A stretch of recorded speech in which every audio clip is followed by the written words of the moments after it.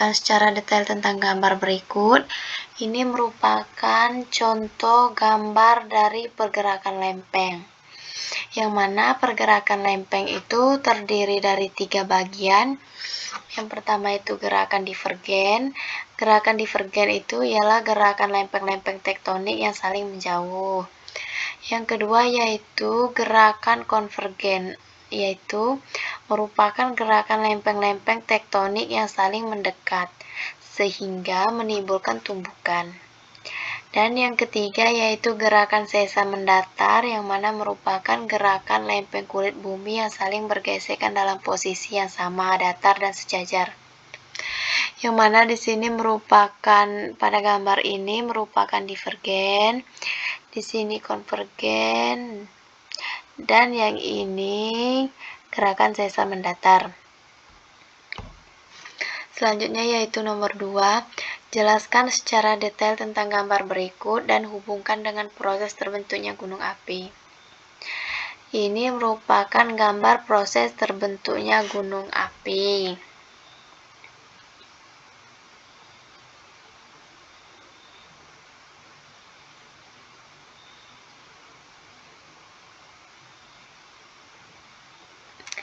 Proses terbentuknya gunung api yaitu ditandai dengan adanya 4 busur. Yang pertama itu busur tengah benua terbentuk akibat pemekaran kerak benua. Yang kedua itu busur tepi benua terbentuk akibat penunjaman kerak samudra ke kerak benua. Yang ketiga yaitu busur tengah samudra yang terjadi akibat pemekaran kerak samudra. Dan yang keempat yaitu busur dasar samudra yang terjadi akibat terobosan magma basah pada penipisan kerak samudra. Nomor 3 yaitu gambar sistem pergerakan magma. Secara umum, sistem pergerakan magma terdapat menjadi 2 bagian. Yang pertama itu intruksi magma atau penetrasi magma, yang mana merupakan proses pemecahan magma melalui celah dan rongga dilapisi dengan permukaan litosfer, tetapi tidak mencapai permukaan bumi. Penetrasi magma biasa karena peningkatan tekanan dari penyusun itu sendiri. Yang pertama yaitu ada penetrasi dangkal, yang kedua lakolit, yang ketiga gang atau korok, yang keempat diatermis atau lubang pipa, dan yang kelima secara terperinci. Yang kedua yaitu ada ekstrusi magma. Ekstrusi magma merupakan pelepasan magma dari perut bumi ke permukaan bumi. Proses ini dapat terjadi karena retak atau lubang yang mengarah ke permukaan bumi, serta karena peningkatan komponen gas magma. Ekstruksi magma dapat dilakukan di darat dan di laut. Untuk bagian-bagiannya yaitu dibedakan menjadi beberapa jenis. Yang pertama itu ekstrusi linier, yang kedua itu ekstrusi area, dan yang ketiga itu ekstrusi sentral. Nomor 4 yaitu gambar tentang tabrakan yang terjadi di samudra. Ini menjelaskan tentang tabrakan yang terjadi di samudra yang mana mengakibatkan rekahan. Begitu pula dengan tumbukan yang terjadi pada lempeng juga mengakibatkan terjadinya rekahan. Selanjutnya yaitu nomor 5, materi tentang magma. Magma merupakan batuan-batuan cair yang terletak di dalam kamar magma di bawah permukaan bumi. Magma di bumi merupakan larutan silikat bersuhu tinggi antara 700 sampai 1300 derajat Celcius, yang mana kompleks dengan merupakan asal semua batuan baku. Magma berada dalam tekanan tinggi dan kadangkala memancut keluar melalui permukaan gunung berapi dalam bentuk aliran lava atau dalam bentuk letusan gunung api. Hasil letupan gunung api ini mengandung larutan gas yang tidak pernah sampai ke permukaan bumi. Magma terkumpul dalam kamar, yaitu yang terasing di bawah kerak bumi dan mengandung komposisi yang berlainan menurut tempat magma itu didapati. Untuk proses terjadinya magma yaitu diciptakan oleh dua lempeng litosfer. Interaksi antar pelat-pelat ini menyebabkan gesekan, yang mana mengarah pada peningkatan suhu dan peningkatan tekanan di area tersebut. Gesekan ini kemudian juga menyebabkan air dari sedimen laut. Karena peningkatan suhu, tekanan dan pencairan magma terbentuk, maka suhunya sangat tinggi. Magma dapat melelehkan komponen di sekitarnya. Jenis-jenis magma berdasarkan kandungan silika dioksidasi ada 3 jenis, yaitu basal magma, magma andasit, dan magma riolitik. Selanjutnya yaitu sistem pergerakan magma secara umum, yaitu tadi udah kita jelaskan di awal, yang mana terdapat intruksi magma dan ekstruksi magma. Nomor 6 itu gambar tentang kantung magma atau dapur magma, yang mana merupakan ruang bawah tanah besar berisi batuan mencair yang berada di bawah permukaan kerak bumi. Batuan mencair di kamar magma berada pada tekanan yang besar dan dapat waktu yang cukup, dan tekanan dapat mematahkan bebatuan di sekitar, membuat jalan untuk magma. Jika dapat menemukan jalan keluar ke permukaan, hasilnya adalah letusan gunung berapi. Kamar magma ini sangat sulit untuk dideteksi. Yang nomor 7 itu merupakan proses nukleasi yang dihubungkan pula dengan teorema aliran multifase. Proses nukleasi dari gelombang gas, aliran dari gelembung juga berlapis-lapis dari gelembung gas. Proses pemecahan aliran yang bergejolak menyebar gas dengan magma yang pecah. Sedangkan untuk hubungan teoremanya yaitu yang A itu merupakan keadaan diam pada magma dan gas. Yang B, terjadinya dekompresi pada magma dan gas serta terjadinya penghalusan pada bagian depan untuk menyebar ke arah bawah. Yang C itu proses kompres wara di bawah tekanan. D itu proses aliran tersedap, runtuhnya dindingan saluran baru udara yang tertelah dan pembakaran baru.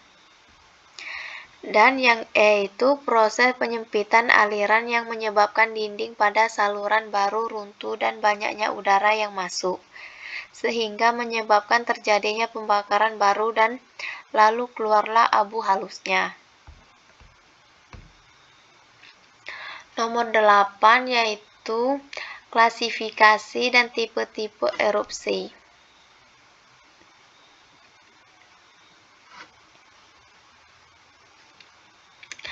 Berdasarkan bentuk dan proses terjadinya gunung api dapat dibedakan menjadi 3 jenis, yaitu gunung api mar, yang mana merupakan gunung api yang memiliki kawah di bagian puncaknya. Yang kedua yaitu gunung api perisai, yang merupakan gunung api memiliki alas yang luas dan bentuk lereng yang sangat landai. Yang ketiga yaitu gunung api kerucut atau sastro, merupakan gunung api perisai yang terjadi karena adanya letusan dan lelehan atau eksplosif dan efusif yang terjadi secara halus, secara terus-menerus dan bergantian. Untuk tipe-tipe gunung api yaitu gunung api tipe A, yang merupakan gunung api yang masih menghasilkan magma dan masih memiliki kemungkinan untuk mengalami erupsi. Dan yang B yaitu gunung-gunung yang dikategorikan sebagai gunung api pasif, adalah gunung yang tidak pernah mengalami erupsi pada tahun 1600 atau setelahnya. Sedangkan untuk material apa saja yang dikeluarkan dan apa dampaknya bagi lingkungan sekitarnya, yaitu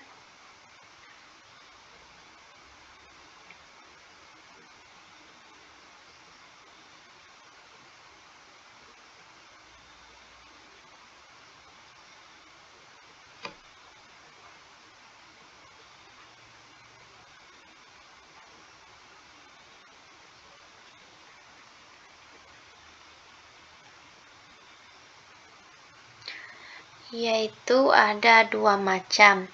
Yang pertama itu ada eplata autogen dan eplata alogen. Eplata autogen merupakan material padat yang berasal dari dapur magma. Sedangkan eplata alogen yaitu berupa material yang cair yang berasal dari dapur magma juga. Selanjutnya yaitu nomor 9, jelaskan secara detail peran geofisika dalam melakukan monitoring volcanic seismicity. 2. Monitoring volcanic ground deformation. Dan 3.